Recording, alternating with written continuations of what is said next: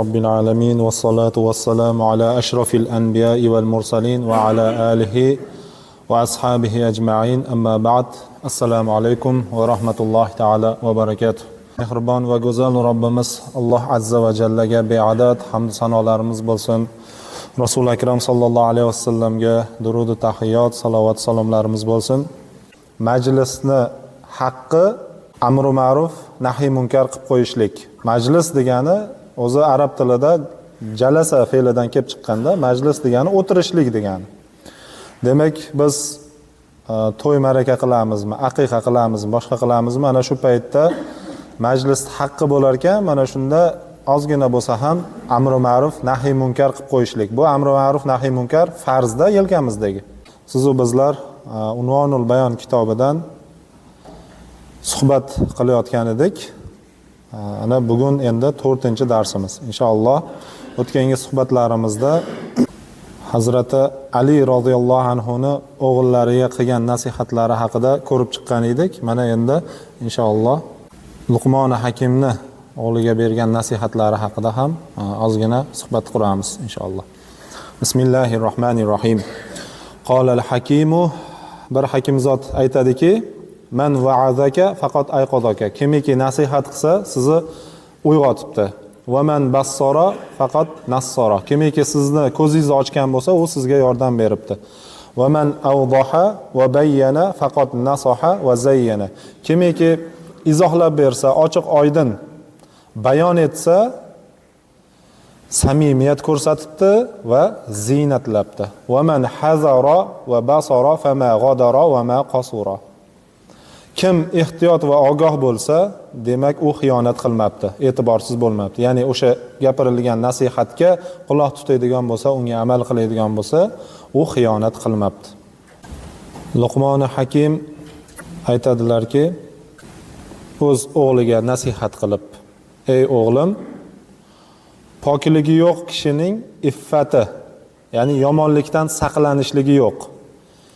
Bir insonni ko'ryapmiz, pokligi yo'q, halol haromda ajratmaydi, birovning haqidan qo'rqmaydigan, bir taom kelsa uni orqasini surishtirmaydi, boshqa qilmaydi, halol harom harishga qaramaydi, gunoh ma'siyatga to'lgan kishilar, Alloh qaytargan narsalardan qaytmasdan tap tortmay qilishligi, bu mana shu nopokligiga dalolat qiladi.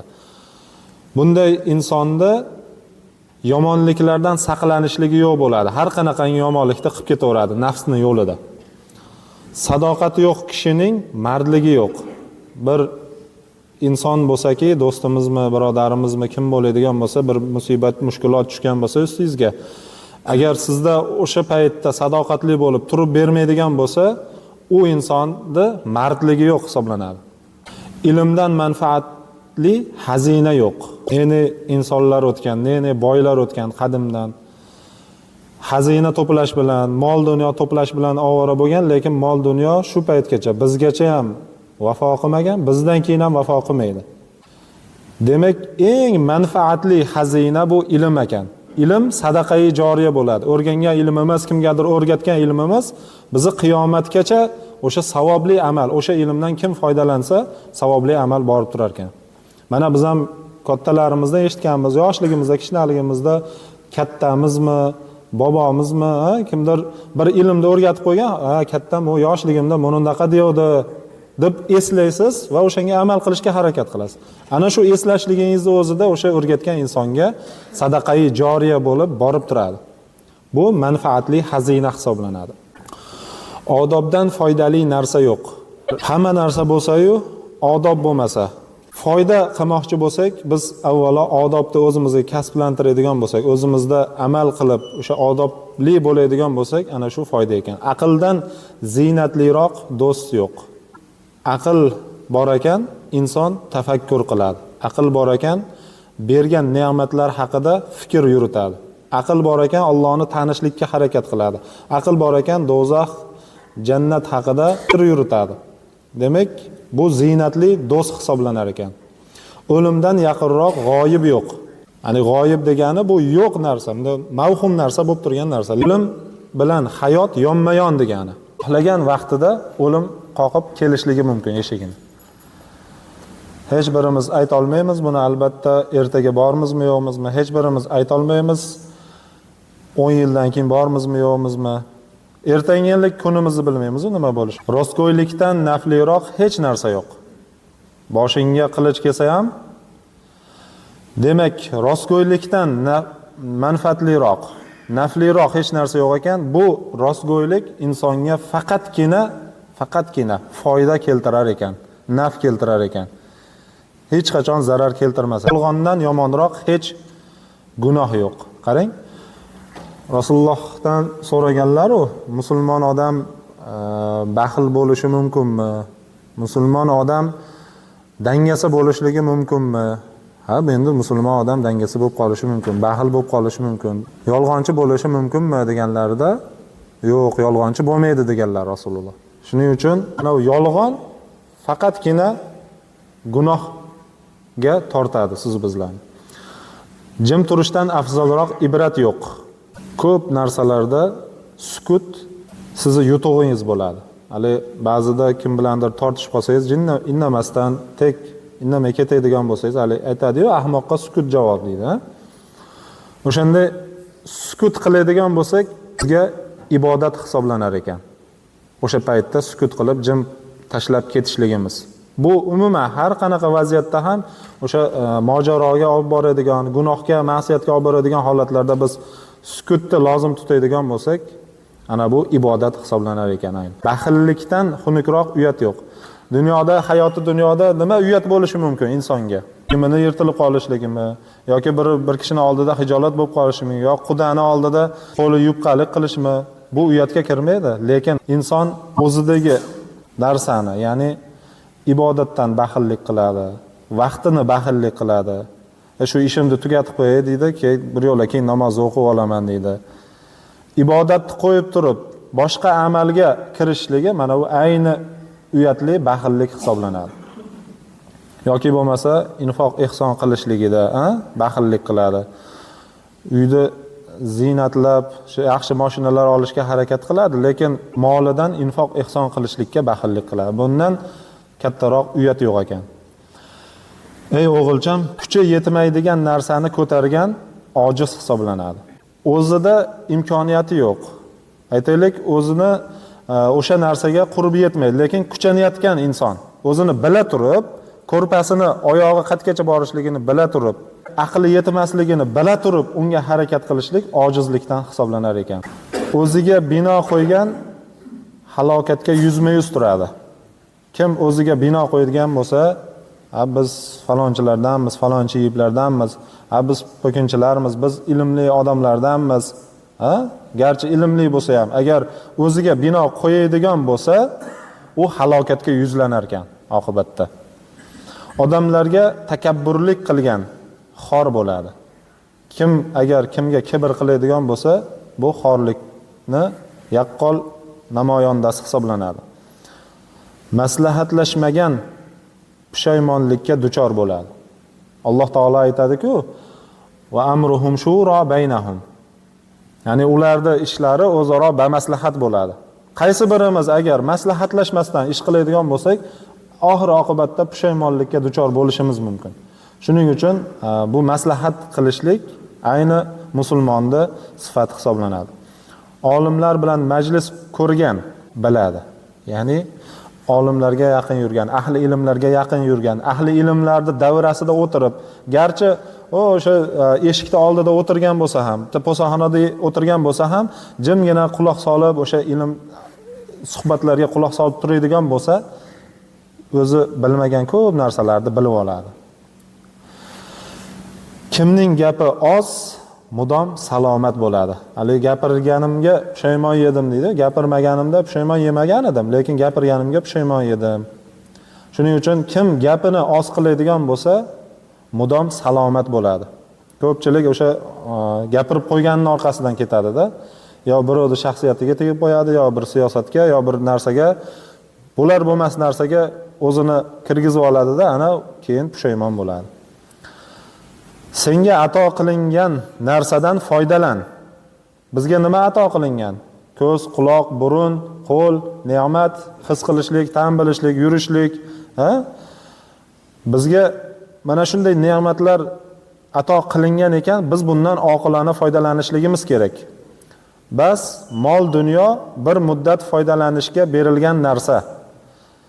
Zamon uni bir boshdan kemirib kelyapti. Sen ham uni o'sha yeyuvchi bilan birga yegin. O tarixdan ham ko'rganmiz, boyligini Alloh taolo xonalarni kaliti bilan o'lchab qo'ygan boylar o'tgan. Davlatga to'lib ketgan insonlar o'tganki, bu vafo qilmagan hech kimga.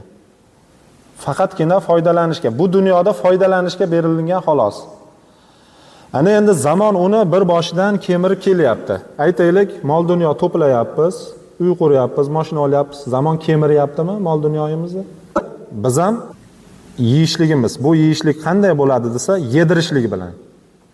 Ana biz infoq ehson qiladigan bo'lsak, kimgadir o'tkazadigan bo'lsak, o'sha zamon bilan biz ham yeb qolganimiz bo'lar ekan. Qiyomatda keyin foydamizga hujjat, najot, nur bo'ladi.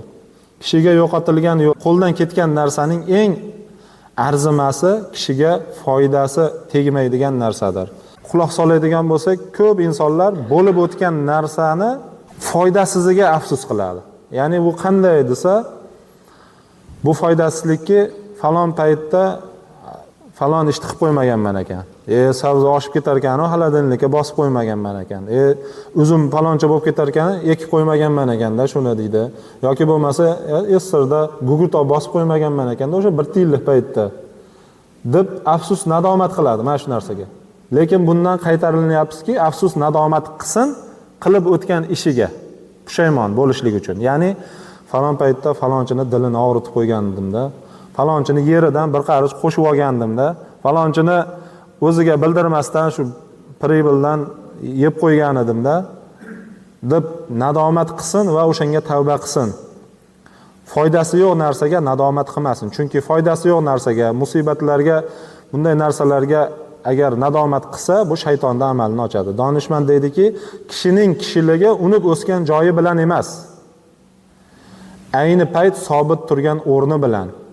Ulug' joylarda unib o'sar, ulug'larni panohida o'sar. Aytaylik, misol uchun Makka, Madinada yashar, aytaylik Al-Azharda ta'lim olar, lekin hozirgi paytdagi holati qanaqa? O'shanga munosibmi, munosib emasmi? O'sha o'rgangan ilmiga munosibmi, munosib emasmi? Demak, hozir qaysi holatda turgan bo'lsa, kishiligi shu bilan o'lchanilar ekan. Qayerda tug'ilgani bilan emas, ayni payt qayerda topilgani bilan belgilanadi. Biroq uni qayerdan chiqqanligi, qayerda tug'ilganligi emas, qayerda topilgani bilan belgilanadi kishini qadri. Ya'ni bu qayerda topilishlik nima degani desa, hayot davomida, hayot yo'lida aytaylik, qanday holatda topilyapti o'sha inson? Gunoh, ma'siyatda, ichib chekib, boshqa qilib, bema'ni joylarda yurib, o'shanday bo'lib yuribdimi yoki namozxon bo'lib, ibodatga yiqilib, masjidga qatnab, ibodatini qilib, taqvodor bo'lib yuribdimi? Kishini demak tug'ilgan joyi muhim emas ekan, bugunda qanday yurgani muhim ekan. Ana shunda kishini kishiligi belgilanadi. Hali bu falonchi yiplardan deydi, falon eshonda nevarasi deydi, falon shayxda zurriyotlarida bu deydi. Lekin u shayxlar o'tgan bo'lsa, u bobo kaloningiz zo'r bo'lgan bo'lsa, suvni teskari oqizgan bo'lsa, u o'zlari uchun edi. Siz o'zingizda nimani kasb qilyapsiz, nimani amal qilyapsiz? O'shalarga munosibmisiz, munosib emasmisiz? Ularni o'tgani o'zi uchun-da sizga qiyomat kunida yawma yafirul mar'u min akhihi va ummihi va abihi deydi. Qiyomat kunida kishi otasidan ham, onasidan ham, bolasidan ham hammadan qochadi.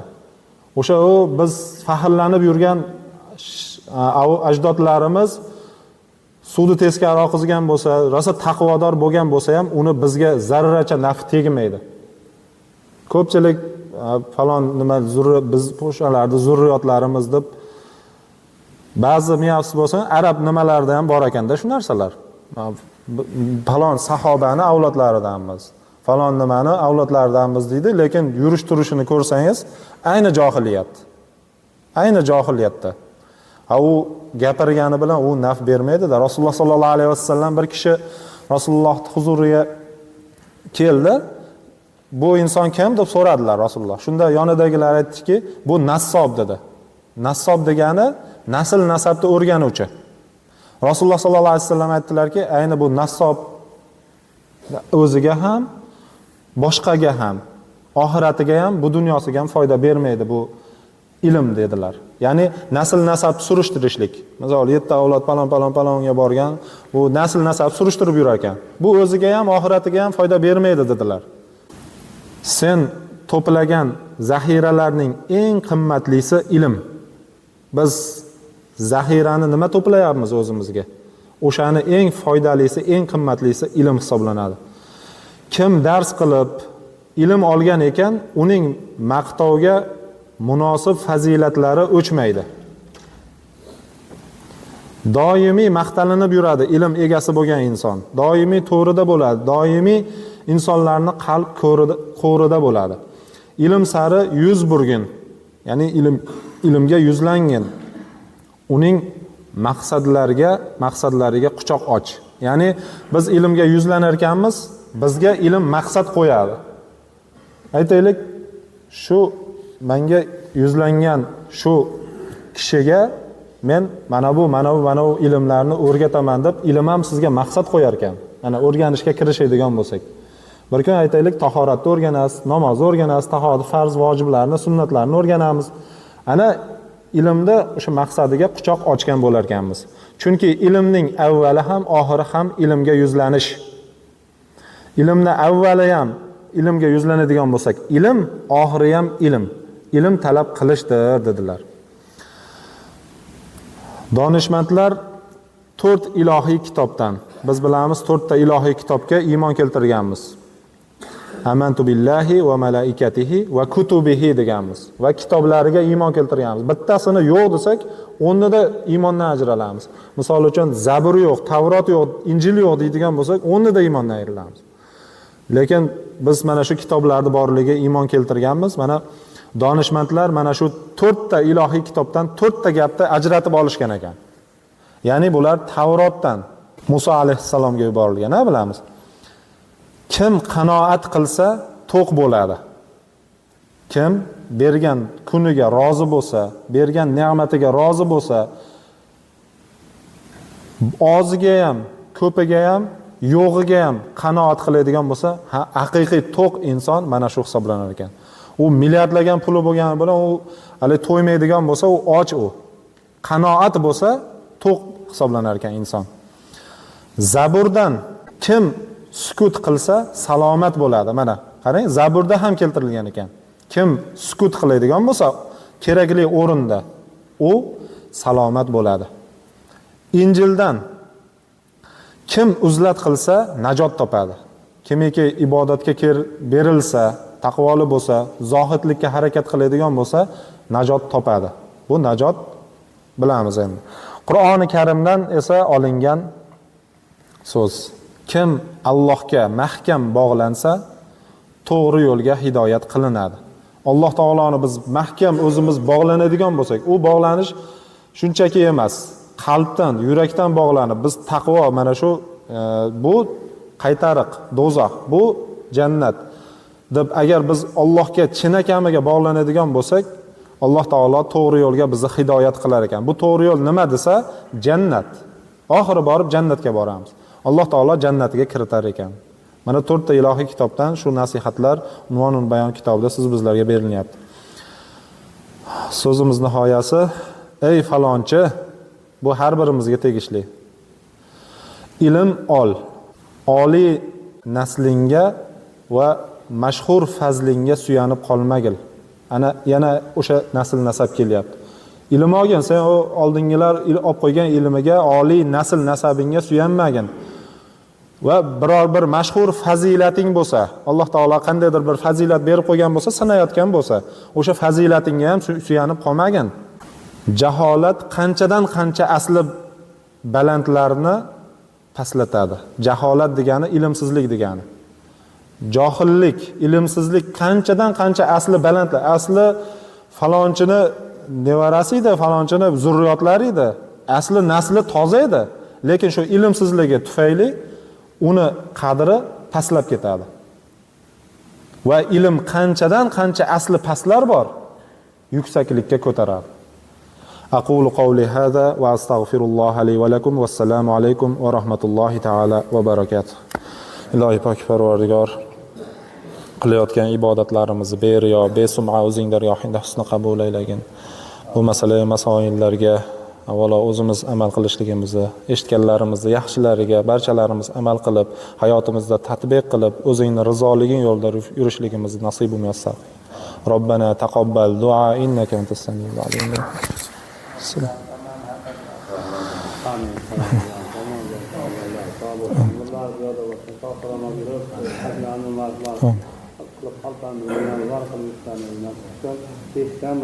Amin. Allohu akbar. Rahmatulloh rozi bo'lsin hammalaringizdan.